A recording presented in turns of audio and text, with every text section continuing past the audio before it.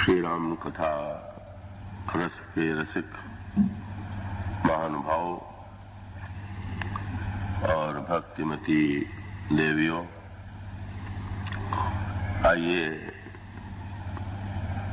अब कुछ समय के लिए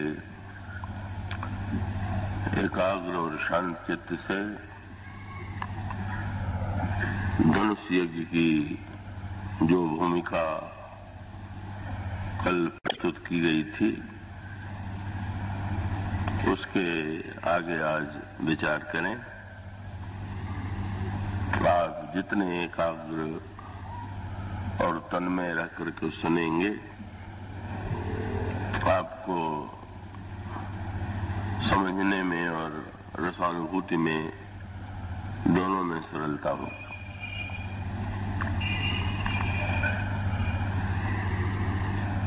यज्ञ की व्याख्या करते हुए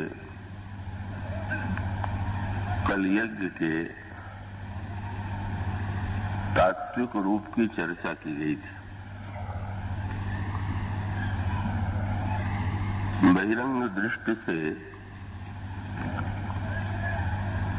तो अग्निकुंड में जहां आहुति दी जा रही है उसे हम यज्ञ के रूप में पुकारते हैं, और यज्ञ का तात्विक अर्थ और उसकी सर्वोत्कृष्ट परिणति यह है कि जब यज्ञ कुंड में ज्ञानात्मक यज्ञ में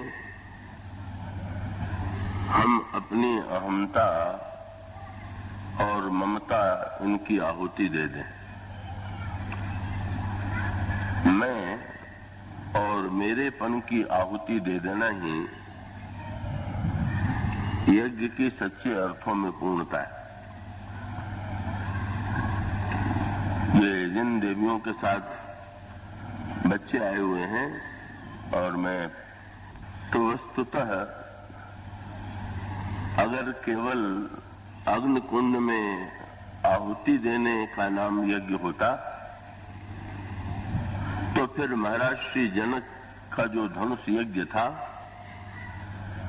उस धनुष यज्ञ में न तो अग्नि प्रज्वलित की गई और न स्थूल रूप से कोई आहुति दी गई। पर अगर अहमता और ममता की आहुति की दृष्टि से विचार करें तो वस्तुतः धनुष यज्ञ शब्द बड़ा सार्थक है। आपके उस धनुष यज्ञ के बहिरंग रूप से आप बहिरंग कथा से भली भांति परिचित हैं। महाराज श्री जनक ने ये प्रतिज्ञा की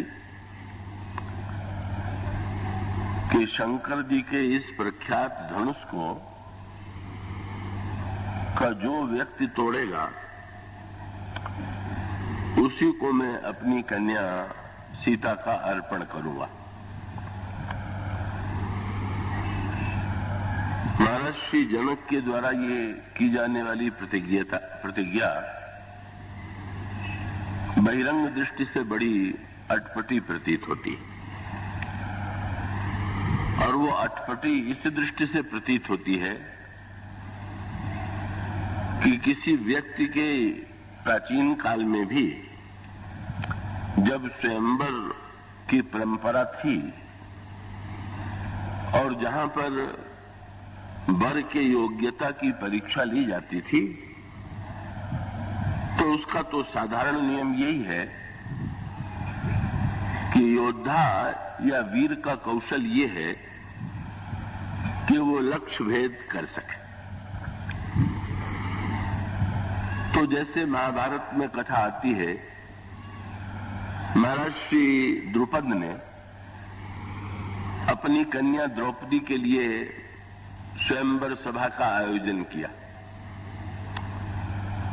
और उस स्वयंवर सभा के मंडप में एक यांत्रिक मछली बनी हुई थी जो निरंतर तीव्र गति से चलती रहती थी, और नीचे तेल का एक बर्तन रखा हुआ था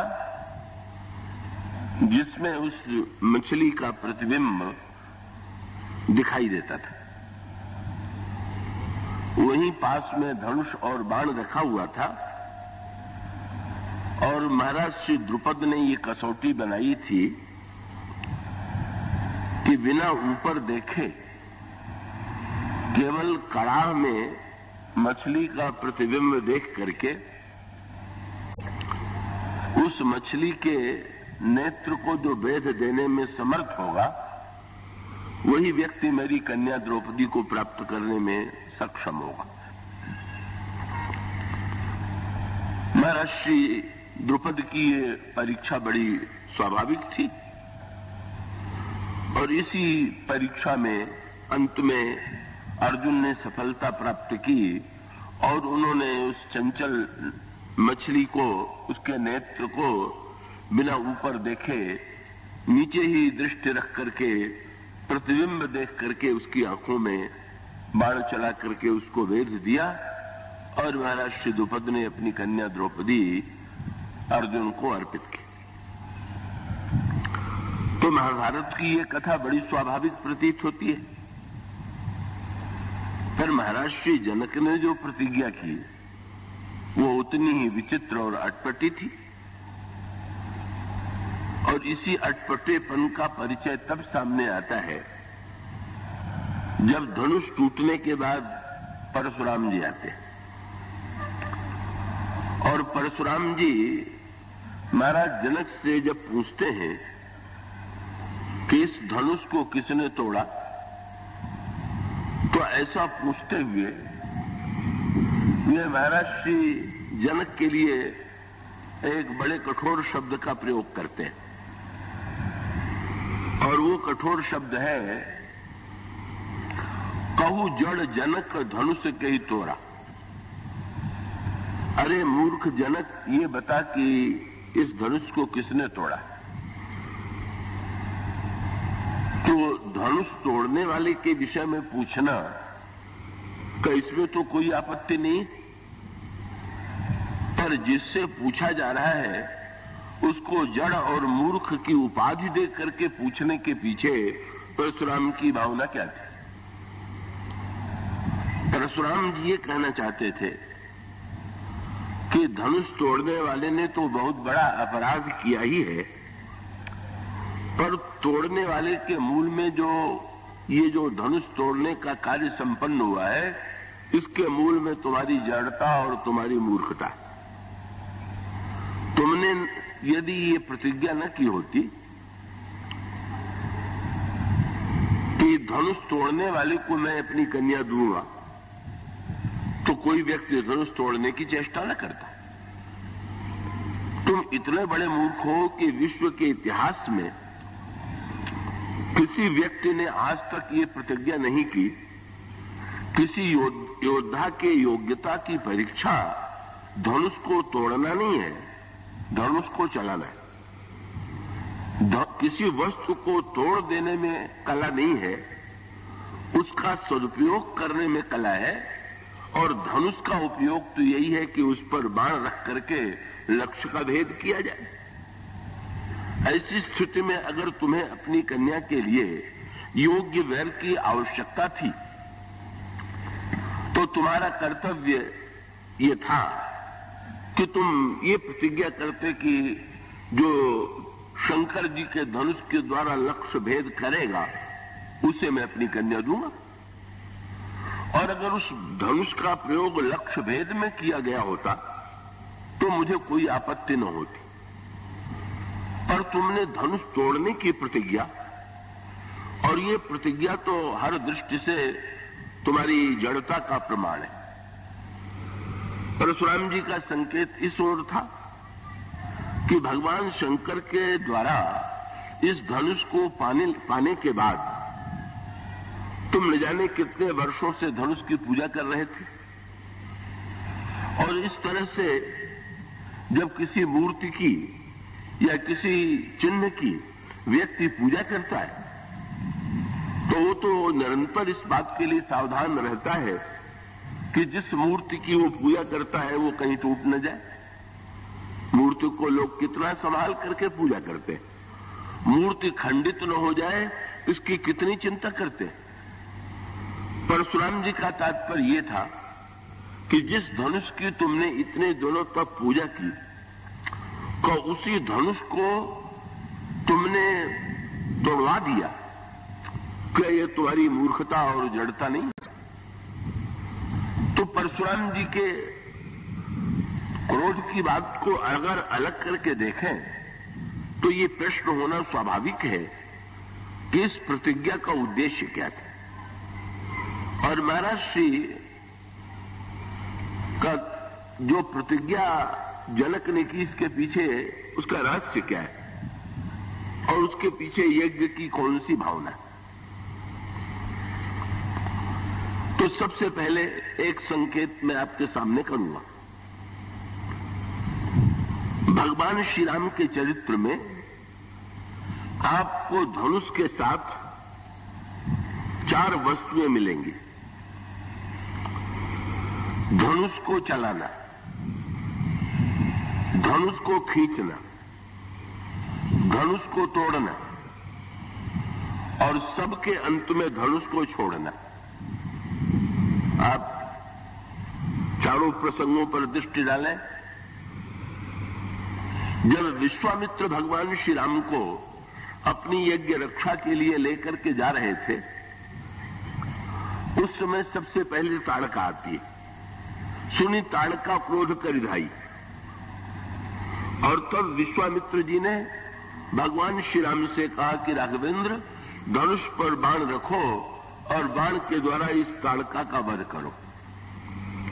श्री राम ने धनुष पर बाण रख करके बाण का संधान किया, ताड़का का वध किया। ये विश्वामित्र की प्रेरणा से भगवान राम धनुष चलाते हैं, बाण चलाते हैं धनुष के ऊपर। और परशुराम जी के संदर्भ में, परशुराम जी के अंतःकरण में जब बाद में संशय हुआ कि कहीं मुझी से तो कोई भूल नहीं होती है, नहीं हो रही है, तो उन्होंने श्री राम से कहा कि मैं चाहता हूं कि मेरे पास जो विष्णु भगवान का धनुष है, तुम उसको चढ़ा करके दिखाओ। तुम अपनी ओर खींचो और चढ़ाओ तो मैं समझ लूंगा कि तुम ईश्वर। भगवान राम वहां पर, भगवान राम के द्वारा वहां धनुष खिंचता भी है, बिना खींचे खिंच जाता है और चढ़ भी जाता है। और जनक ने प्रतिज्ञा किया कि धनुष तोड़ने वाले को मैं अपनी कन्या दूंगा, और भगवान श्री राम के द्वारा धनुष टूटता है। धनुष को चलाना, धनुष को खींचना, धनुष को तोड़ना, पर इसके अंत में भगवान श्री राम के द्वारा धनुष के छोड़ने की जो प्रक्रिया हुई, जिस धनुष और बाण के द्वारा उन्होंने लंकाधिपति रावण को जीत लिया। व्यक्ति को तो अपने योद्धा को अपने अस्त्र के प्रति बड़ी महत्व बुद्धि होती है। विजयादशमी के दिन तो राजा लोग और क्षत्रिय अपने शस्त्र की पूजा किया करते थे। शस्त्र की पूजा की परंपरा बड़ी प्राचीन रही है और आज भी बहुत से लोग अपने शस्त्र की पूजा करते हैं। भगवान श्री राघवेंद्र ने जिस धनुष और बाण के द्वारा लंकाधिपति रावण का वध किया, राक्षसों का संहार किया, जो ही भगवान राम अयोध्या में आए और पुष्पक विमान से उतर करके उनकी दृष्टि गुरु वशिष्ठ की ओर गई, भगवान श्री राम ने पहला कार्य यही किया कि वो जो धनुष और बाण था उसे अपने धनुष को कंधे से उतार करके बाण को अपने हाथ से और धनुष और बाण दोनों गुरु वशिष्ठ के चरणों के समक्ष रख दिया। आप वो पंक्ति पढ़ते हैं, देव वशिष्ठ मुनि नायक देखे प्रभु मई धरी धनुषायक। और इन्हीं में श्री राम के व्यक्तित्व और चरित्र की पूर्णता है और इसी में भगवान राम की ईश्वरता। मैं आशा करता हूं विषय गंभीर चुना गया है, फिर भी आप अपनी एकाग्रता से उसमें तन्मय रह करके उसको ग्रहण करेंगे और उसका रस लेंगे। इसका तात्पर्य क्या है? पहले धनुष के कहिए भगवान शंकर के संदर्भ में भी यही बात मिलेगी और श्री राम के संदर्भ में भी यही बात मिलेगी। शंकर जी ने भी अपने धनुष का त्याग किया और भगवान राम ने भी अपने धनुष का त्याग किया। वस्तुतः इसके मूल में अंतरंग तत्व ये है कि धनुष जो है उसको गोस्वामी जी ने कई रूपों में प्रस्तुत किया और वो सभी बड़े सांकेतिक रूप हैं। भगवान विष्णु का जो धनुष है वो विज्ञान का प्रतीक है और भगवान शंकर का जो धनुष है वो अहंकार का प्रतीक है। धर्मरथ के प्रसंग में धनुष का नाम लिया गया है, धनुष का वर्णन किया गया है बर विज्ञान कठिन कोदंडा। विज्ञान जो है वही कठोर कोदंड है और शंकर जी जो है वो समष्टि अहंकार के देवता है। अहंकार शिव बुद्धि अज मनुष्य चित्त महान मनुज रूप सचराचर रूप राम भगवान। और ये अहंकार और विज्ञान, शिव का धनुष अहम का प्रतीक है पर वो शिव अहम का प्रतीक है, अशिव अहम का नहीं। और इसका अभिप्राय है कि व्यक्ति के जीवन में अहंकार की आवश्यकता है कि नहीं, हमें अहंकार की पूजा करनी चाहिए कि नहीं। और इसका उत्तर यह है कि अहंकार की निंदा बार बार की गई है, पर बार बार अहंकार की निंदा करने पर भी अगर आप गहराई से विचार करके देखें तो अहंकार के बिना तो संसार का कोई व्यवहार चल ही नहीं सकता है। इसीलिए जहां पर जीव का लक्षण बताया गया है, बल्कि जीव का धर्म जहां पर बताया गया है, वहां पर यह कहा गया हरस विषाद ज्ञान अज्ञाना जीव धर्म अहिमित अभिमान।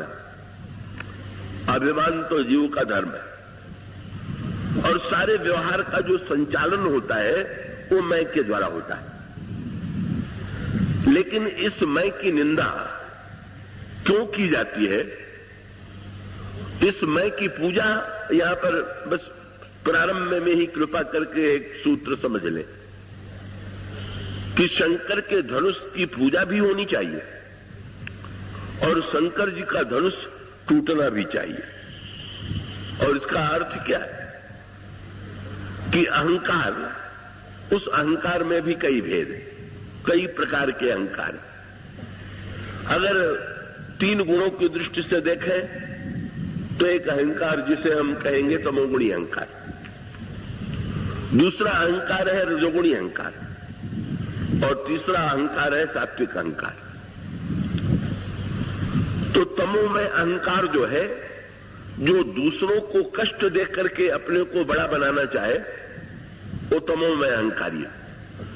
इसका अभिप्राय है दूसरे का धन छीन करके, दूसरे की वस्तुओं का अपहरण करके जो लोगों के तुलना में अपने को बड़ा सिद्ध करने की चेष्टा कर रहा है, वो तमोमय अहंकार से ग्रस्त है।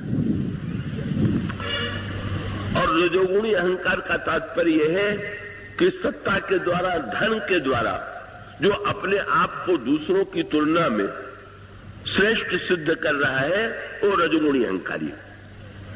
जहां छीनने की वृत्ति है वहां पर तमोमय अहंकार है और जहां पुरुषार्थ करके उन्नति करने की वृत्ति है वहां रजोगुणी अहंकार है। और तीसरा अहंकार सात्विक अहंकार। और इस सात्विक अहंकार का है कि जिस अहंकार की प्रेरणा से आप सत्कर्म करते हैं, दान देते हैं, पूजा करते हैं, पाठ करते हैं, यज्ञ करते हैं, तो यहां के मूल में भी तो किसी न किसी प्रकार का मैं है। उसका अभिप्राय यह है, जब आप कहेंगे तो यही कहेंगे कि मैं पाठ करता हूं, मुझे पूजा करनी है, मैं दान देता हूं, और इसका अभिप्राय यह है कि सत्कर्म के मूल में भी अहंकार है। अब ऐसी स्थिति में ये जो निंदा की गई है वो निंदा तमो में अहंकार की है। इसीलिए आप देखेंगे हनुमान जी जब रावण की सभा में जाते हैं तो रावण से अनुरोध करते हैं। ये सांकेतिक अर्थ ये है कि ये जो विकार है ये मनोरोग है। जैसे शरीर में रोग होता है इसी प्रकार से जो मन के दुर्गुण है ये मनोरोग है। और जैसे शरीर में रोग होने पर वैद्य के द्वारा दवा और पथ्य बताया जाता है और रोगी को उसको स्वीकार करना चाहिए, इसी प्रकार से रावण है रोगी। और भगवान राम पहले लंका में क्यों नहीं गए? पहले हनुमान जी को क्यों भेजा? भगवान ने सोचा रावण रोगी है तो हनुमान जी वैद्य है। वैद्य क्यों है हनुमान जी? भाई शरीर के रोग का तो वैद्य एक है और मन के रोग को दूर करने वाला वैद्य कौन है? तो मानस के उत्तरकांड में कहा गया सद्गुरु वैद्य, सद्गुरु ही वैद्य। तो प्रभु ने हनुमान जी को इसीलिए भेजा कि भाई शंकर के रूप में तुम रावण के गुरु हो, चेला बीमार पड़ जाए तो गुरु को ही उसकी चिकित्सा करनी चाहिए। इसलिए वैद्य जी जाइए और रोगी को ठीक करने की चेष्टा कीजिए। और हनुमान जी रावण की दवा करने की बड़ी चेष्टा करते हैं। पर समस्या ये है कि भाई रोगी जब अपने को रोगी मानता हो और वैद्य को वैद्य मानता हो तब तो रोग की दवा होगी। पर अगर एक रोगी, ये विचित्र बात, ये शरीर के रोग में और मन के एक रोग में बहुत बड़ा अंतर है कि शरीर का रोगी तो अपने को रोगी मानता है, पर ये मन के जितने रोगी होते हैं ये अपने को रोगी न मान करके सामने वाले को रोगी मानते हैं। ये विचित्र बात। इसीलिए मन का रोग दूर होना बड़ा कठिन है, क्योंकि सबसे पहली शर्त तो यही है कि रोगी को लगे कि मैं रोगी हूं। पर वो तो बात आती है ना, हनुमान जी ने रावण को दवा भी दिया, रावण को पथ्य भी दिया। हनुमान जी ने रावण से बहुत बढ़िया दवा कौन सी दी? भगवान के चरणों की भक्ति की दवा दिया, क्योंकि उत्तरकांड में बताया गया है रघुपति भगत सजीवन मूरी। भगवान के चरणों की जो भक्ति है वही अमृत में दवा है। हनुमान जी ने दवा दे दिया। राम चरण पंकज धरो। और वैद्य ये भी बता देते हैं कि क्या खाना और क्या मत खाना। तो हनुमान जी ने बता दिया कि एक चीज तुम छोड़ दो। क्या? अभिमान छोड़ दो। लेकिन हनुमान जी इतने उदार वैद्य हैं।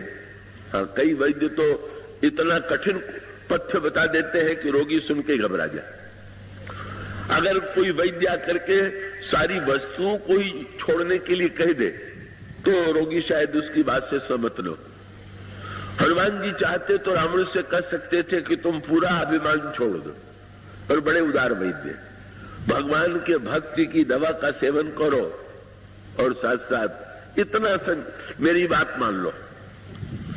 मोह मूल बहुशूल प्रद त्याग उत्तम अभिमान। पूरा अभिमान छोड़ने के लिए मैं नहीं कहता। राजा हो तो तुम रजोगुणी अहंकार को भी रखो।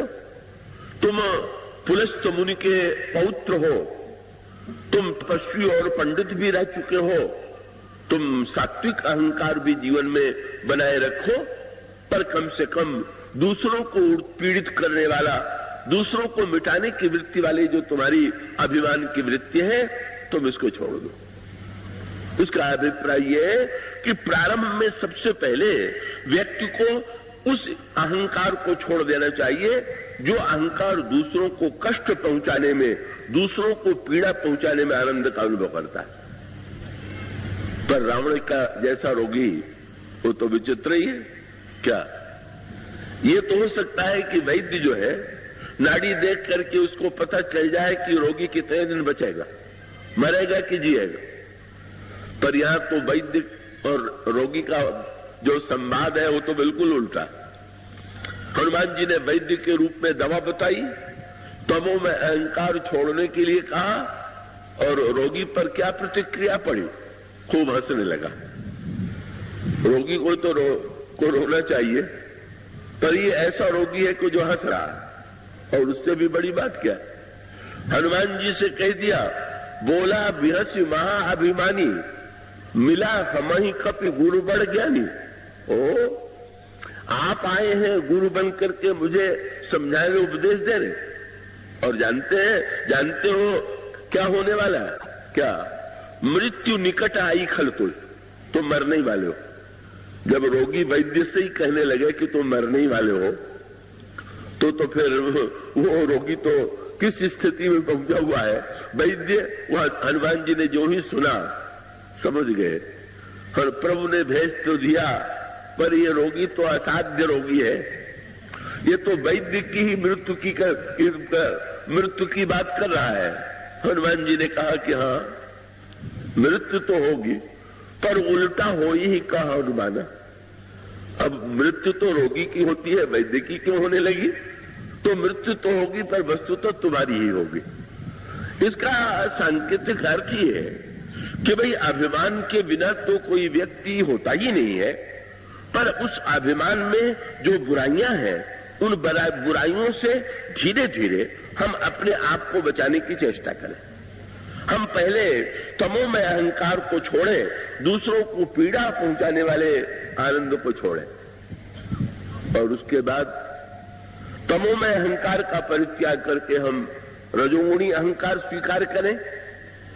रजोगुणी अहंकार के लिए हम प्रयत्न करें, पुरुषार्थ करें, आगे बढ़ने की चेष्टा करें। अगर व्यक्ति में रजोगुणी अहंकार न हो तो समाज में जो बड़े बड़े कार्य होते हैं, का बड़े उत्कृष्ट आयोजन होते हैं, बहुत सी अच्छी बातें होती हैं, इसके लिए व्यक्ति के जीवन में रजोगुण की आवश्यकता है। तो इस रजोगुणी अहंकार को भी हम स्वीकार करें और पुरुषार्थ के द्वारा आगे भी बढ़ने की चेष्टा करें, और दूसरों के समक्ष अपनी श्रेष्ठता को स्वीकार करने के बाद भी हमारे अंतःकरण में अच्छे कार्य करने की वृत्ति उत्पन्न हो। जब हमारे जीवन में रजोगुणी अहंकार हो तो उसके बाद उससे भी ऊपर उठने की आवश्यकता है, क्योंकि रजोगुणी अहंकार में केवल अपने को ऊपर उठाने की वृत्ति है। कृपया एकाग्रता समझें। दूसरे को कष्ट देख करके अपने को ऊपर उठाना ये तमोगुणी अहंकार, और स्वयं अपने आप को पुरुषार्थ से ऊपर उठाना ये रजोगुणी अहंकार। लेकिन इसके बाद हम अपने जीवन में रजोगुण से भी ऊपर उठ करके सात्विक अहंकार को स्वीकार करें।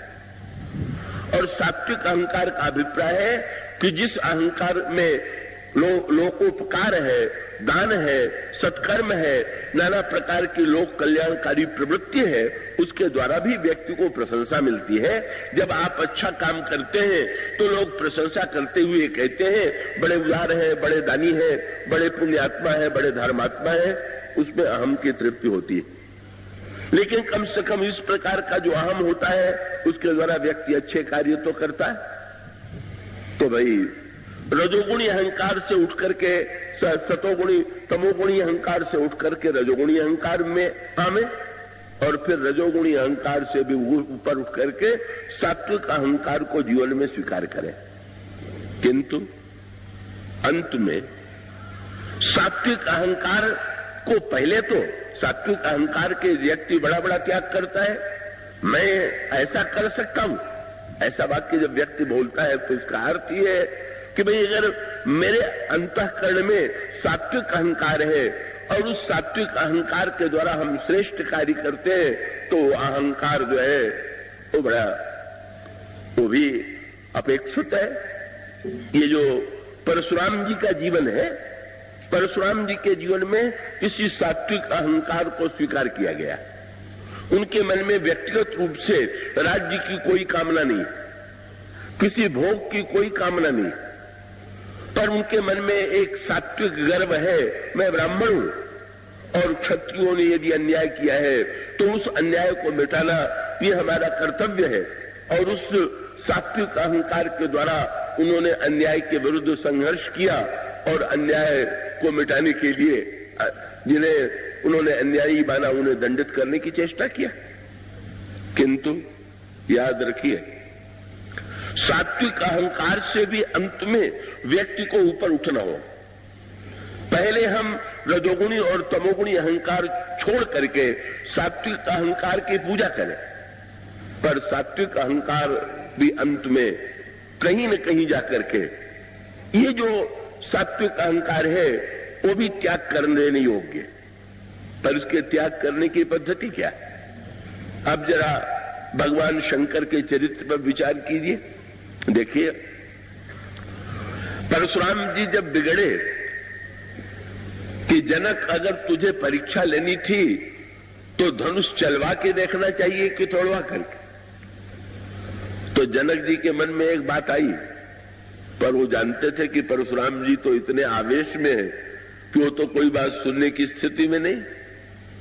पर जनक जी से अगर कोई पूछ दे कि आपने धनुष चलवाने के स्थान पर धनुष को तोड़वाया क्यों, तो जनक जी का यही उत्तर होता कि शंकर जी ने धनुष के साथ बाण भी दिया होता तो मैं चलवा के देखता, पर जब उन्होंने बाण दिया नहीं और धनुष दिया तो उसको तोड़वाना ही पड़ेगा कि उसको चलवाया कैसे जाएगा। भगवान शंकर ने बाण क्यों नहीं दिया, केवल धनुष क्यों दिया, और इस धनुष को का टूटना आवश्यक क्यों है? और उसका अर्थ यह है कि भाई सात्विक अहंकार का एक उद्देश्य पूरा होने के बाद आप उसको छोड़ेंगे कि नहीं छोड़ेंगे। जैसे मान दृष्टांत तो दे दे, एक न्यायाधीश न्यायालय में जब बैठता है तो न्यायाधीश का अभिमान स्वीकार करता है कि नहीं? वो मानता है कि मैं न्याय के आसन पर बैठा हुआ हूं, मैं न्यायाधीश हूं, मैं न्याय कर रहा हूं, ये मैं न्यायाधीश को स्वीकार करना चाहिए। लेकिन स्वीकार ही करना चाहिए कि उसको छोड़ना भी चाहिए?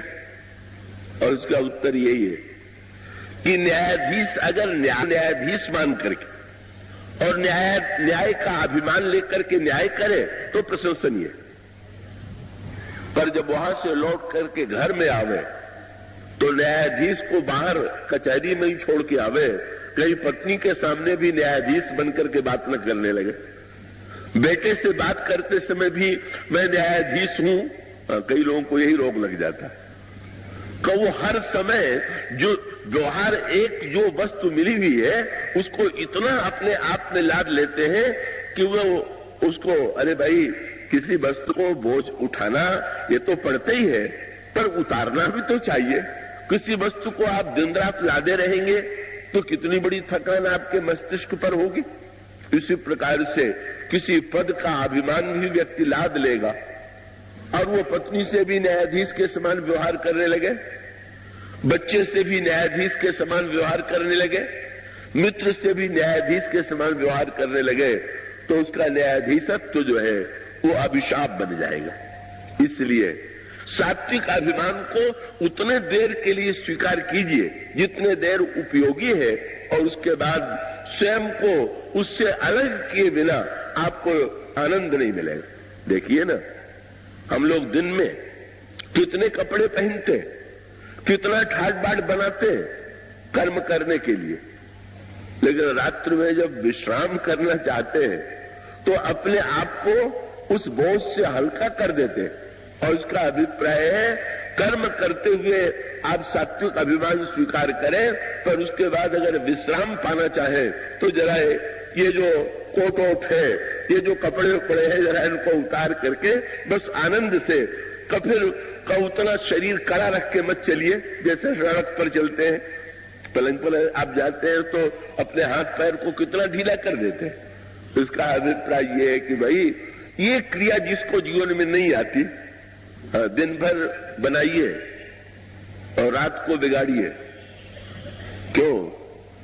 दिन भर बनाइएगा नहीं तो कर्म नहीं होगा, पर रात को पलंग पर सो करके भी बनाने लगेंगे। कई लोगों को नींद क्यों नहीं आती? वो पलंग पर सोए सोए भी बनाने के फेर में पड़ जाते हैं, क्या करना है, कैसे करना है, क्या नहीं किया है, परिणाम क्या हुआ? अरे भाई उस समय तो छोड़िए, सब जो कुछ आपने बनाया है उसको एक ओर रख दीजिए। अगर आप उसको अपने मस्तिष्क से उतार नहीं सकते तो आपको सुख की नींद कभी ले आवी।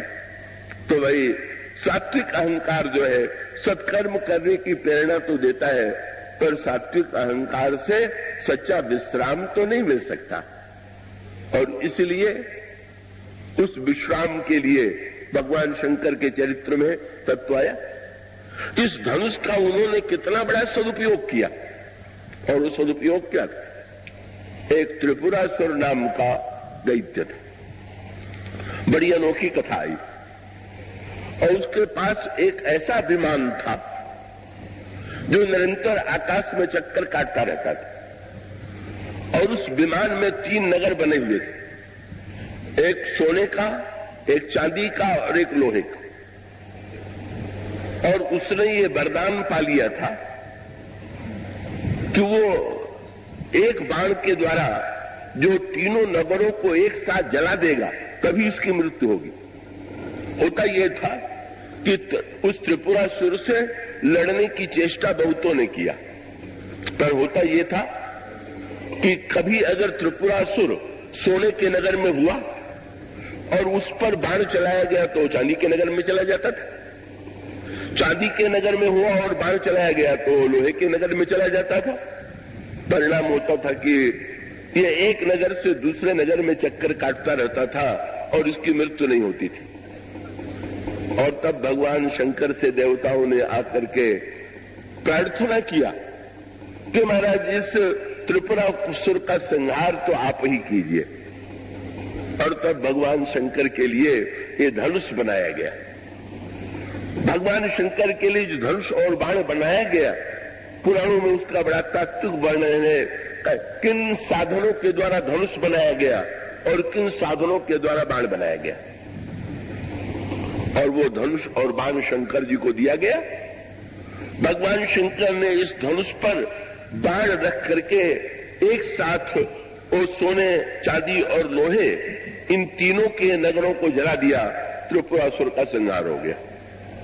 यही धनुष जिसके द्वारा भगवान ने त्रिपुरासुर का संहार कर दिया, उस धनुष को भगवान शंकर ने अंत में छोड़ दिया। ये महानतम कार्य हमारे दोनों भगवान करते हैं, भगवान राम भी, भगवान शिव भी। इसका आध्यात्मिक अर्थ क्या है? ये त्रिपुरासुर जीवन में आज भी है।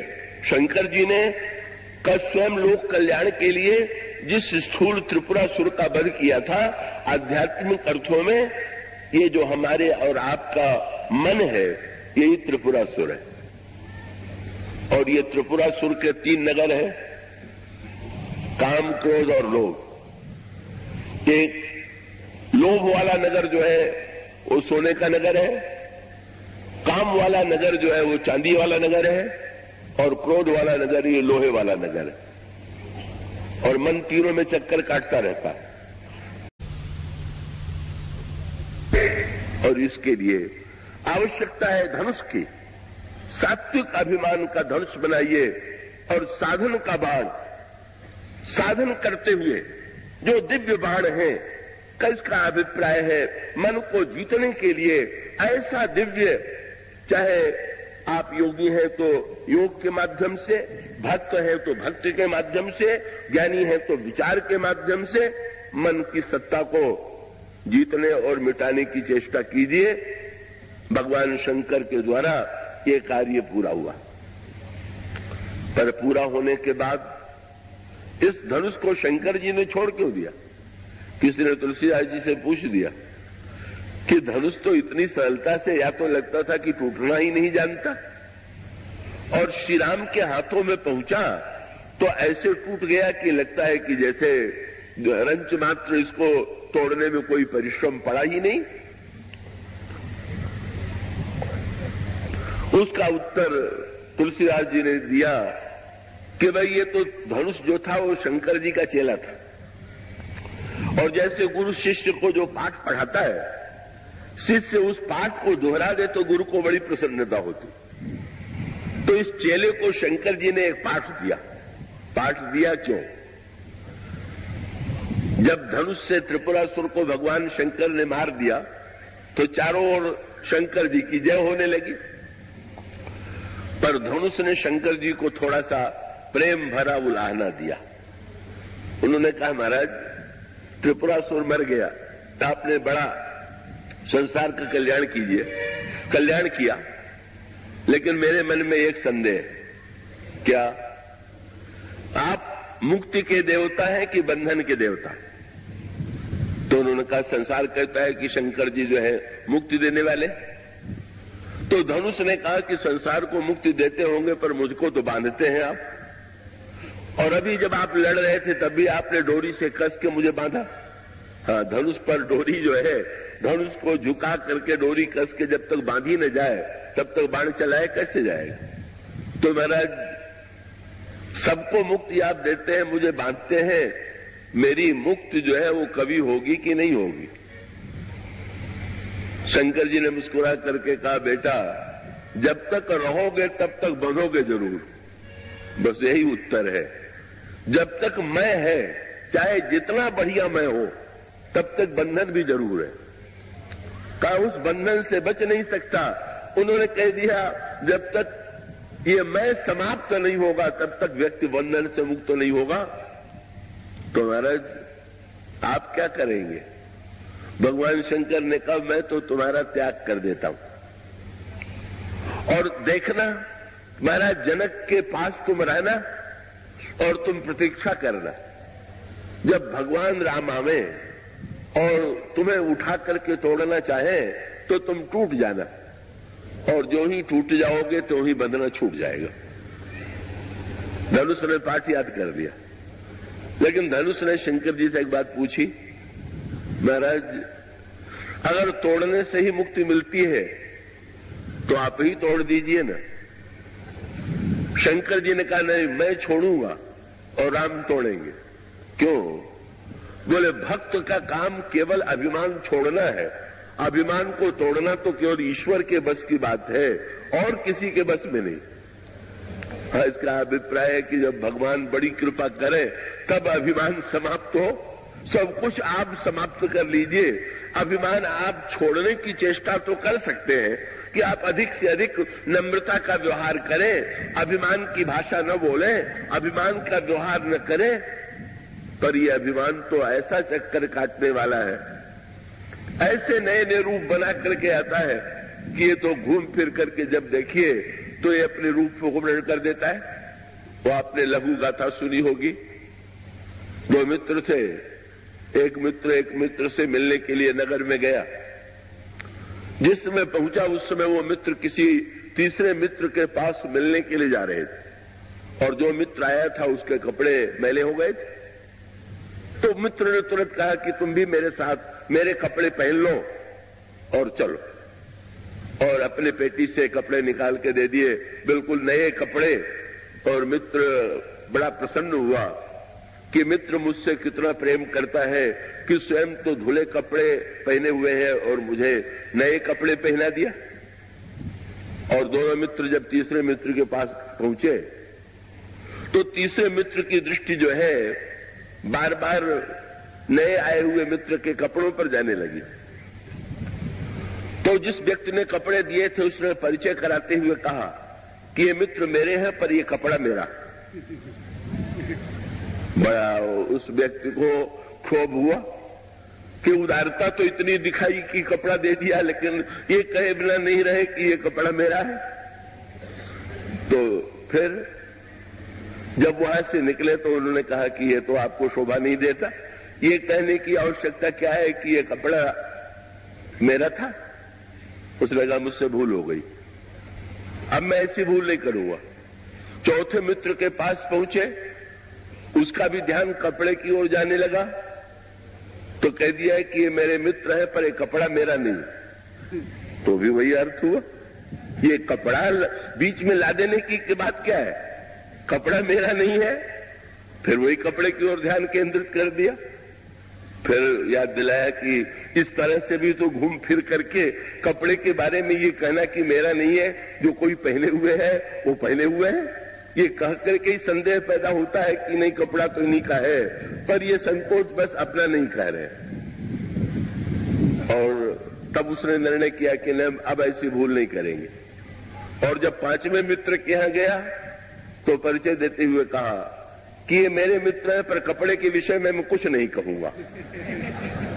और इसका अर्थ क्या हुआ? मैं इतना चतुर है कि वो हाँ में भी है, नहीं में भी है, कुछ न बोलने में भी है। मैं के रूप तो इतने विचित्र हैं, कभी भी व्यक्ति इस मैं से अपनी क्षमता से बच सकते ही नहीं, क्योंकि कुछ न कुछ शब्द तो बोलेगा, और जो बोलेगा उस बोलने में का वो अभिमान तो आ ही जाता है। अभिमान आने के लिए कहां नहीं आ सकता। हम ऊंचे आसन पर बैठे हुए हैं, हमें अभिमान हो सकता है कि मैं सबसे ऊपर हूं, श्रेष्ठ हूं, इसलिए ऊपर बैठा हुआ। और एक व्यक्ति जूते में बैठ करके भी अभिमान पाल सकता है क्या? अगर कोई जूते में बैठ के सोच रहा हो कि मैं कितना नम्र हूं कि सबसे पीछे बैठा हुआ, तो अभिमान ऊपर बैठने का भी, नीचे बैठने का अभिमान का रूप इतना विचित्र है कि वो जब आता है तो हर रूप में आता है।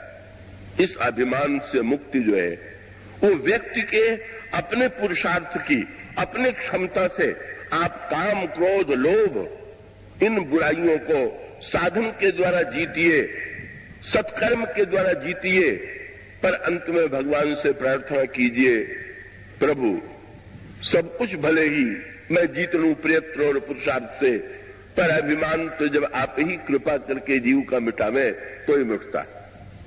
तुलसीदास जी ने तमो में, रजो में, सात्विक अहंकार का जो वर्णन किया है उसमें 3 पात्र हैं रामायण में। शंकर जी का धनुष सात्विक अभिमान है, बाली में रजोगुणी अहंकार है, और कुंभकर्ण में तमोगुणी अहंकार। ये तमोगुणी अहंकार सबसे भयावना है। रावण के नगर में ये कुंभकर्ण रहता है, इसलिए नाम कितना बढ़िया चुना गया है इसका। जिसका कान घड़े के बराबर हो, तो क्या उसकी नाक छोटी थी क्या? या उसकी मूंछ या उसका शरीर छोटा था क्या? केवल कान का नाम क्यों लिया गया कि जिसका कान घड़े की तरह? इसका अर्थ है अभिमानी का कान सबसे बड़ा होता है। बड़ा माने नाप तौल में बड़ा न मान लीजिएगा। अभिमानी का कान बड़ा होता है, इसका अर्थ यह है कि अभिमानी का ध्यान कान पर केंद्रित रहता है। कोई प्रशंसा करे, बस कैसे कान में प्रशंसा पड़े। प्रशंसा की शराब पीने की बेचैनी जिसके मन में है वो कुंभकर्ण ही है। वो कुंभकर्ण भले ही मर गया हो, पर हम लोगों में कितने कुंभकर्ण और कितने रावण। पर कृपा करके दूसरे को कुंभकर्ण न बना दीजिएगा। तो इस कुंभकर्णत्व को दूसरे में ढूंढना ये मनुष्य का स्वभाव। मुझे स्मरण आता है, दिल्ली में कथा हो रही थी। एक बड़े पदाधिकारी जल सेना के थे, अपनी पत्नी के साथ वो मुझे लेकर के गए थे कथा में। कथा समाप्त हुई, जब मैं गाड़ी में आकर के बैठ गया तो उन सेनापति ने मुझसे कहा कि ठहरिए, अभी कुंभकर्ण आ जाए तब न चले। उस दिन कुंभकर्ण की व्याख्या हुई थी। उनको कथा सुन करके लगा कि मेरी पत्नी पूरी कुंभकर्ण है। बोले कुंभकर्ण तो आ जाए। और संजोग ऐसा हुआ कि जब पत्नी आई तो आते ही उन्होंने कहा कि आज की कथा तो तुम्हारा ही वर्णन पूरा था। पति को लग रहा था पत्नी में कुंभकर्ण है, और पत्नी को लग रहा था कि कुंभकर्ण तो पति में ही। दूसरे में अभिमान नहीं, हम में कितना अभिमान है ये देखने और समझने की आवश्यकता है। तो ऐसी स्थिति में यूं कह लीजिए कि अगर हम अपनी प्रशंसा सुनने को बेचैन हैं, और कितने ऐसे व्यक्ति होंगे जो ये दावा करें कि अपनी प्रशंसा सुनने के लिए हम बेचैन नहीं, वो तो बहुत ही कठिन कार्य है। तो वही जहां पर प्रशंसा सुनने की बेचैनी है वहां पर कुंभकर्णत्व आ गया। पर ये करता क्या है? आगे चल करके वर्णन आता है। इतना शक्तिशाली है कि उसको तो देख के ब्रह्मा घबरा गए। अगर कहीं ये दिन रात जगता रहा तो विश्व चौपट हो जाएगा।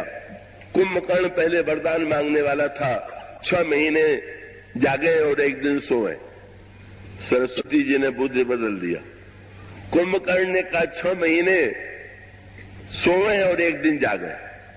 ब्रह्मा ने प्रसन्न होकर कहा, ध्यान रखना 6 महीने में एक ही दिन जगना, और जिस दिन बीच में जगोगे जरूर मारे जाओगे। ये हम लोगों के कुंभकर्ण को भी ब्रह्मा जी ने यही वरदान दे दिया। ये जो हम लोगों का तमोगुणी अहंकार है, बड़ी कृपा किया।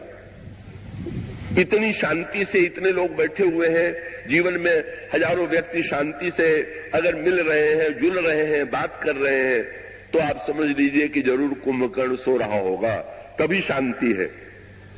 अगर ये बुरे लोगों के मन में एक दिन कुंभकर्ण जग जाता है, चाहे व्यक्ति का कुंभकर्ण, चाहे समाज का कुंभकर्ण, चाहे जाति का कुंभकर्ण, कितना संघर्ष, कितना झगड़ा, कितना अनर्थ होता है ये कुंभकर्ण के जगने में, अभिमान के जगने में।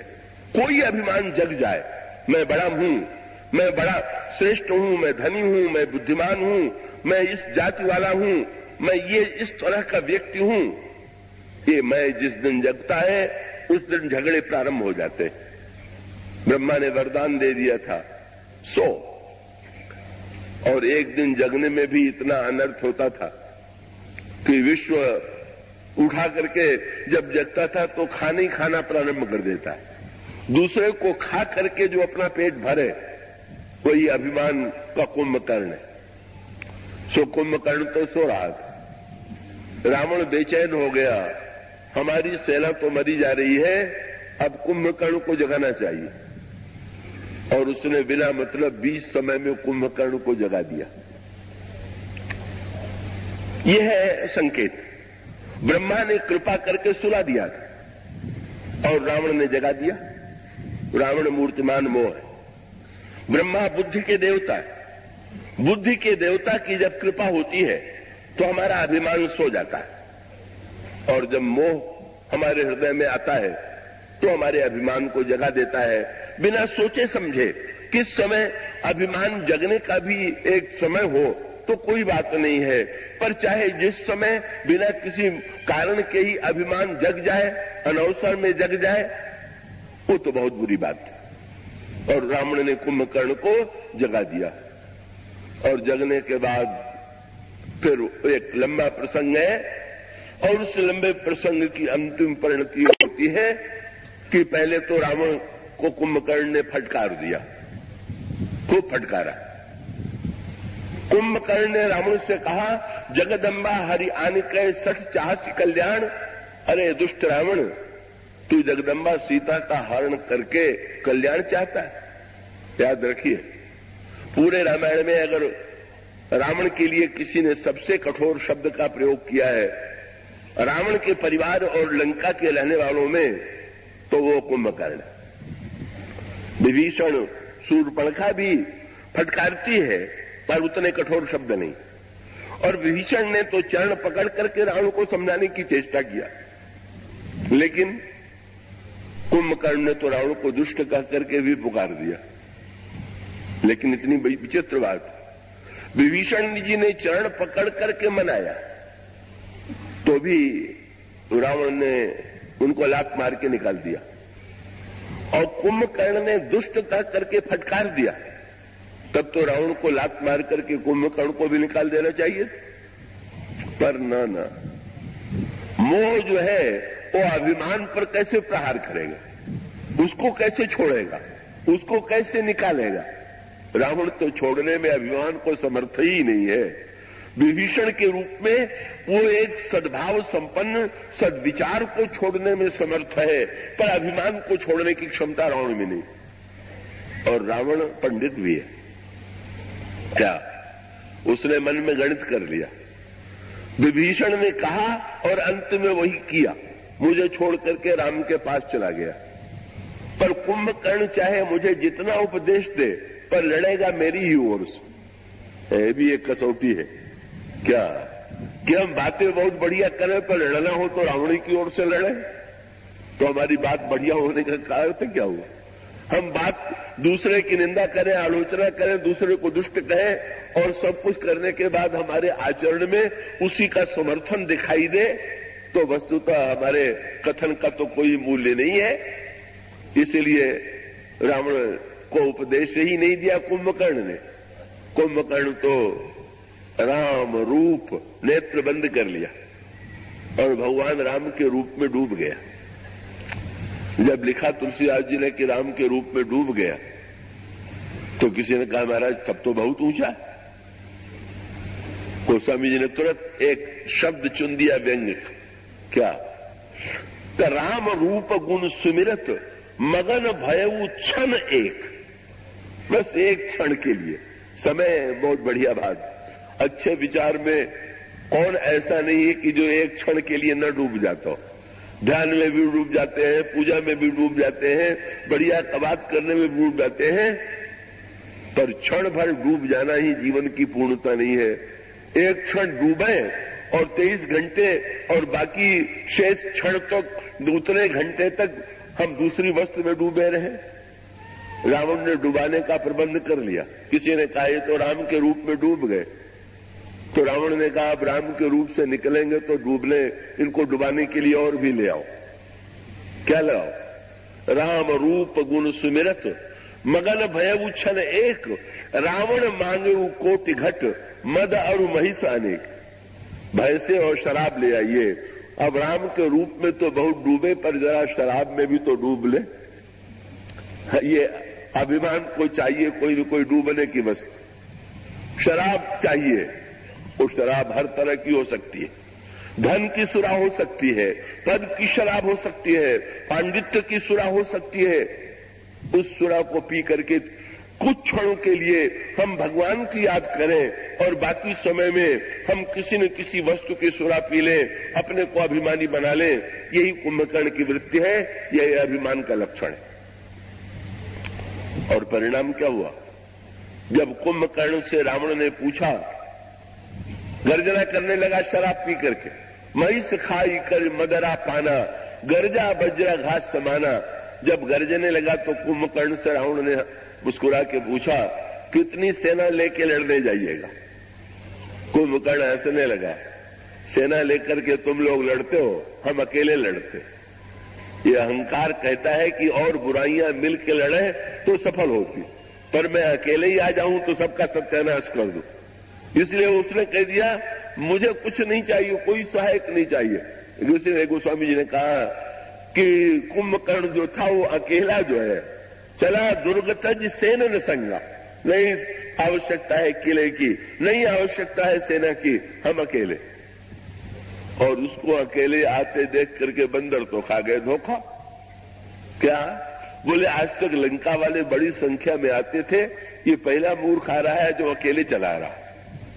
कुंभकर्ण दुर्मद रणरंगा चला दुर्गतज सेन न संगा।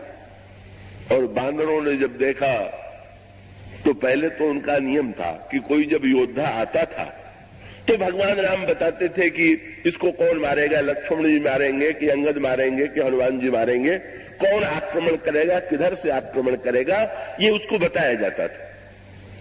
लेकिन बंदरों ने सोचा अब इस अकेले से लड़ने के लिए पूछना ये तो व्यर्थ की बात है, इसको तो अभी हम मारे देते। बस वैसे चक्कर में पड़े, भगवान को तो कर दिया पीछे, पूछना भी भगवान से आवश्यक नहीं समझा और चल पड़े। वो गोस्वामी जी ने कहा जितने बंदर थे, किसी ने वृक्ष उखाड़ लिया, किसी ने पर्वत के टुकड़े ले लिए और जब कुंभकर्ण पर डाल करके फेंकने लगे तो कुंभकर्ण को तो ऐसा लगता था कि जैसे मेरे शरीर को कोई खुजला रहा। और इतने नहीं, बंदर जब पास में आए तो उठा के उसमें खाना शुरू कर दिया। ये कौन है? ये बंदर सत्कर्म है। सत्कर्म के द्वारा जब हम प्रहार करते हैं कुंभकर्ण पर, अभिमान पर, तो अभिमान को खुजली होती है। ये जो थोड़ा पूजा पाठ का पत्थर फेंक करके, दान वान का पत्थर फेंक करके जब हम अभिमान को मारना चाहते हैं तो उसको खुजलाहट होती है। अच्छा भाई, ये भी एक आनंद है। लेकिन अगर कोई जाए तो उठा के खाना, जो खाना प्रारंभ किया, कोटि कोटि कपि धरी धरी खाई, जनु टीड़ी गिरी गुहा समाई। जैसे कोई टिड्डियां पर्वत की गुफा में बैठ जाए, बंदर को खाने लगी, बंदरों को खाने लगा कुंभकर्ण। हाँ, ये बात जरूर थी कि बहुत से बंदर कान के के रास्ते निकल भी भागे। हाँ भाई, एक कुंभकर्ण जब अभिमान खाने लगता है तो नाक कान के रास्ते कभी कभी निकल भागने वाले भी थोड़े लोग हैं, लेकिन वो तो बार बार उठा करके, कभी कभी ऐसा भी होता है कि सत्कर्म करके अभिमान नहीं हुआ तो नाक कान के रास्ते निकल के किसी तरह से बच गए। सो लेके फिर लिखा हुआ है हनुमान जी लड़े, हनुमान जी ने कुंभकर्ण को मूर्छित कर दिया, पर कुंभकर्ण ने हनुमान जी को भी मूर्छित कर दिया। एक बराबरी का एक बड़ा विचित्र युद्ध है, दोनों योद्धा, ये अनोखी रूप का। सुग्रीव लड़े तो सुग्रीव तो कुंभकर्ण को मूर्छित नहीं कर पाए, कुंभकर्ण ने उन्हीं को मूर्छित कर दिया, और अंत में कुंभकर्ण ने तो सुग्रीव को मूर्छित करके बगल में भी दबा लिया, और वो दबा करके बगल में ले जा रहा था रावण के पास, लेकिन सुग्रीव जी की मूर्छा बीच में ही खुल गई, और जब देखा कि मैं कहां हूं, कुंभकर्ण के बगल में, तो बड़ा दुख हुआ। बहुत बढ़िया बात। सुग्रीव कौन है? बोले मेरा स्थान कहां था और मैं कहां आ गया? मेरा स्थान तो प्रभु के चरणों में था, ये मैं कुंभकर्ण के बगल में कैसे पहुंच गया? इसी प्रकार से जिसके जीवन में ये ग्लानि उत्पन्न हो कि मुझे तो भगवान के चरणों में होना चाहिए था, ये अभिमान ने मुझे दबा लिया। बगल में होने का अर्थ है अभिमान हम लोगों को दबा लेता है। सुग्रीव बड़े ज्ञानवान हैं, पर ज्ञानवान सुग्रीव को अभी अभिमान ने दबा लिया। ये है अभिमान की शक्ति। लेकिन अंतर इतना ही है कि दबने पर भी जिसको दबने का बोध ही नहीं हो रहा, वो सुग्रीव नहीं, उसकी गर्दन बढ़िया नहीं। सुग्रीव का ये गर्दन जो है जिसकी बढ़िया होती है वो झुकती है सरलता से। गर्दन का काम झुकना है। जिसका सिर झुका ही नहीं का उसकी तो ग्रीवा सुंदर है नहीं। कैसे लिए? तो सुग्रीव तो स्वभाव से अभिमानी नहीं है, पर अभिमान के चक्कर में पड़ गए, और जब जग गए तो सोचने लगे अब क्या करें, इसको मार हम सकते नहीं, इससे लड़ सकते नहीं, बचे तो कैसे बचे? तो उन्होंने दो काम किए, और बहुत बढ़िया उपाय उन्होंने किया। क्या? तुरंत मरे हुए की तरह वो बन गए। निबुक गए उतने ही मृतक प्रतीति, और ये बहुत बढ़िया मंत्र है। अभिमान से बचना हो उसके दबाव से, तो मुर्दे का ध्यान जरूर कर लीजिए, क्योंकि मुर्दा ही ऐसा है कि इस पर चाहे फूल बरसाइए, चाहे अभिनंदन पत्र पढ़िए, चाहे स्वागत कीजिए, चाहे सत्कार कीजिए, मुर्दे पर कोई प्रभाव नहीं पड़ता। वो और मरना सबको है, मुर्दा सबको ही होना है, और उस समय इनसे कई वृत्ति आ गई तो कुंभकर्ण ने सोचा कि ये तो मर गया मेरे दबाव से, और अब जब मर ही गया तो इसको लेकर के लंका में जाना व्यर्थ है, इसको हटाओ। सो उसने अपनी भुजा अभिमान का दबाव छूटा, और अभिमान के दबाव से ज्ञान निकला, पर सोच दिया क्या कि अब क्या करें। कुंभकर्ण तो जीत करके जा रहा है, किसी तरह से इसको लौटाना चाहिए, और लौटाने के लिए उन्होंने कहा कि अब मैं इसका सिर तो काट नहीं सकता, पर नाक कान पर थोड़ी चोट तो पहुंचा ही सकता हूं।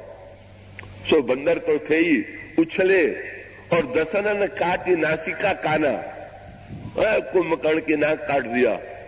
तो अभिमानी को तो अपने नाक की बड़ी चिंता रहती है, और कान की भी। नाक नहीं कटे ये उसको बड़ी चिंता रहती है, और लोग मेरी प्रशंसा करें, तो कान और नाक में ही तो बेचारा केंद्रित है। सो भागे, बड़े चतुर निकले। उन्होंने बहुत बढ़िया भागना सीखा था सुग्रीव ने। हाँ, बड़े भगोड़े थे, रामायण के सबसे बड़े भगोड़े सुग्रीव। मायावी से डरे तो बाली को गुफा में छोड़ के भाग खड़े हुए, बाली से डरे तो फिर बाली को देख करके भी छोड़ करके फिर भाग खड़े हुए। भगवान राम से जब मिले और भगवान राम ने मित्र बना करके कहा जरा बाली को जा करके चुनौती दो, तो चले तो गए, लेकिन जो ही बाली निकला और उसने मुक्का मारा, वही स्वभाव ज्यों का त्यों, तब सुग्रीव विकल हो भागा। मुक्का लगते फिर भागे। लक्ष्मण जी से नहीं रहा गया। लक्ष्मण जी ने कहा, महाराज आपने मित्र बना लिया पर इसका स्वभाव थोड़ी छूटा। पहले भी भगोड़ा था और अब भी भगोड़ा पर जो कहते हो। प्रभु ने कहा, नहीं लक्ष्मण, पहले से अब अंतर आ गया। क्या? बोले पहले भागा था तो संसार की ओर भागा था और इस बार भागा तो मेरे पास आया। संसार की ओर भागना और बात है और ईश्वर की ओर भागना दूसरी बात है। इसलिए भाई इसके भागने को इसका लक्ष्य बदल गया। अब भाग करके वो मेरी शरण में आ गया तो ये तो भागना सार्थक। सो भाई बाली से लड़े तो भागे तो भगवान की शरण में गए और कुंभकर्ण से लड़े तो भागे तो जाके भगवान ऐसी छलांग लगा के भगवान के पास जाके छिपे कि फिर उसके पश्चात भगवान के द्वारा कुंभकर्ण का वध हुआ। वो एक बड़ी सुंदर प्रक्रिया है। कुंभकर्ण जब सामने आता है तो भगवान राम उसकी दो भुजाएं काट देते हैं। ये अभिमान के दो भुजाएं, मैं और मेरा, यही दो हाथ है, इसको भगवान ने पहले काट दिया। और फिर कुंभकर्ण का मुंह जो था भगवान ने बाण से भर दिया। किसी ने प्रभु से पूछ दिया, प्रभु आपने इसका मुंह क्यों बंद कर दिया? बोले अभिमानी को अगर कान से प्रशंसा न सुनने को मिले तो फिर मुंह से अपनी ही प्रशंसा करने लग जाता। इसलिए अभिमान का मुंह भी बंद कर देना चाहिए। न सुनो न तो दूसरे से सुनने की बेचैनी हो और न तो स्वयं अपने मुंह से अपनी प्रशंसा करने में डूब जाए। भगवान श्री राम ने दो भुजा काटी, कुंभकर्ण का मुंह बंद कर दिया और अंत में कुंभकर्ण का विनाश करके, वध करके, उसका सिर काट करके उसके तेज को भगवान ने अपने आप में विलीन कर लिया। अभिमान भी जो था वो ईश्वर में जाकर के समा गया। अभिमान जब तक संसार से जुड़ा हुआ है तब तक दुखदायी है और अभिमान जब भगवान में समा जाता है तो कल्याणकारी हो जाता है। पर प्रभु ने लक्ष्मण जी से जरूर पूछ दिया। बोले सब लड़े कुंभकर्ण से, तुम चुपचाप बैठ गए? लक्ष्मण जी बिल्कुल लड़ने के लिए नहीं गए। तो लक्ष्मण जी ने ही कहा कि प्रभु मैं जानता था कि सारे दोषों को, काम को मैं मिटा सकता हूं, क्रोध लोभ को जीत सकता हूं, पर अभिमान को तो आप ही मार सकते हो। इसलिए मैंने कहा कि आप ही लड़ो, आप ही मारो, ये मेरे बस की बात नहीं। तो सचमुच अभिमान तो केवल ईश्वर ही की कृपा से मिटता है। महाराज जनक को धनुष मिला शंकर जी का, सात्विक अहंकार का शंकर जी ने त्याग कर दिया। बोले लक्ष्य पूरा हो गया, अब बाण की कोई आवश्यकता नहीं रह गई। जब मन बस में हो गया, बाण की आवश्यकता कब तक है? जब तक त्रिपुरासुर जो है बस में नहीं हुआ। साधन की आवश्यकता कब तक है? जब तक मन का विनाश नहीं हुआ। और मन मिट गया तो फिर अब कौन सा लक्ष्य रह गया? किसके लिए साधन किया जाए, कैसा साधन किया जाए? इसलिए शंकर जी ने कहा जो लक्ष्य था वो बाण ने पूरा कर लिया, और जब पूरा कर दिया तो अब इस अहंकार से मुक्ति की आवश्यकता है, अहंकार के खंडित होने की आवश्यकता है, और वो तो प्रभु के द्वारा ही होगा। और सचमुच ये अभिमान का, महाराज जनक का धनुष यज्ञ क्या है? सीता मेरी बेटी है, ये ममता है। शंकर जी का धनुष ये अहंकार है। बोले अहमता और ममता दोनों का। ममता का त्याग हम करेंगे। सीता जी में ममता, बेटी मेरी है के स्थान पर भगवान के नाते को जोड़ लेना, ये ममता का त्याग है। मेरी बेटी नहीं, श्री राम की प्रिया है, श्री राम की शक्ति है, ये ममता का त्याग। पर उन्होंने कहा ममता का त्याग हम उसी से के प्रति करेंगे जो पहले अहमता को तोड़ के तो दिखावे। अहमता वाले को ममता दे दीजिए तो उससे लाभ क्या है? तो वो तो ममता, आप अहमता वाले को सौंपेंगे तो अहमता और ममता का त्याग नहीं होगा, वो तो चक्रवृद्धि ब्याज की तरह बढ़ने वाला बन जाएगा। इसलिए उनकी प्रतिज्ञा है कि धनुष, वो शंकर जी ने बाण नहीं दिया, उन्होंने धनुष दे दिया। बोले बस इस धनुष को टूटना चाहिए। अभिमान जब टूटे तब ममता का त्याग हो, यही यज्ञ का सबसे बड़ा फल है। और भगवान श्री राम ने क्या किया, कैसे का धनुष को उठाया और भगवान ने ठीक बीचों बीच ढूंढ लिया कि ये धनुष का केंद्र बीच कहां है, और तेई क्षण राम मध्य धनु तोड़ा, धनुष लिया और उसको बीच से पकड़ के तोड़ दिया। किसी ने पूछा प्रभु से, इसको आपने बीच से क्यों तोड़ा? भगवान ने मुस्कुरा करके कहा, अभिमान न तो जन्म के पहले होता है न मृत्यु के बाद में होता है, ये बीच में ही सारा चक्कर है। ये बीच वाला अगर तोड़ दिया जाए, बस थोड़े दिन का ही तो है चक्कर ये बीच वाला। कुछ समय के लिए धनी मान लीजिए, बुद्धिमान मान लीजिए, पदाधिकारी मान लीजिए, कुछ मान लीजिए, बोले इस बीच को भगवान से, और भगवान कितनी बढ़िया बात हो गई। देखिए ना, जब भगवान तोड़ने चले तो भगवान ने धनुष को दोनों हाथ से पकड़ लिया। शंकर जी गदगद हो गए, बोले प्रभु इसी की आवश्यकता थी क्या?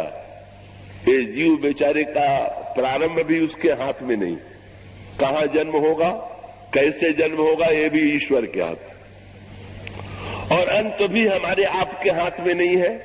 कहां मृत्यु होगी और कैसे मृत्यु होगी कोई पता नहीं। ये बीच में ही हम लोगों ने जो हाथ लगा रखा है, अगर कहीं बीच में भी भगवान पकड़ लें तो भक्त लोग यही कहते हैं, जब आदि और अंत दोनों पकड़ रखा है तो बीच में भी आप ही पकड़ लीजिए, ये आप हमारे ऊपर क्यों छोड़े हुए? ये वस्तुतः धनुष यज्ञ का अभिप्राय है अहमता का खंडन, और इसीलिए धनुष जब टूट गया तो किसी ने धनुष से कहा, हाय हाय तुमको तो प्रभु ने तोड़ दिया। धनुष ने हंस करके कहा, मुझे तोड़ दिया कि मुझे मुक्त कर दिया? बंधता रहता था, बंधने से मुक्ति मिल गई। किसी ने कहा बड़ा दुर्व्यवहार किया। वो दुर्व्यवहार क्या किया? अपने हाथों से ऊपर उठाया और चरणों में स्थान दे दिया। किसी ने कहा ऊपर से पटक दिया। बोले न, अपने हाथों में उठा करके अंत में अपने चरणों में स्थान ईश्वर ने दे दिया। इससे बढ़ करके अभिमान खंडित हो जाए, अभिमान टूट जाए ईश्वर की कृपा से, और अंत में वो ईश्वर के चरणों में अर्पित हो जाए, यही धनुष यज्ञ का तत्व है। इसके बाद की चर्चा कल होगी, आगे सुनाई। बोलिए सियावर।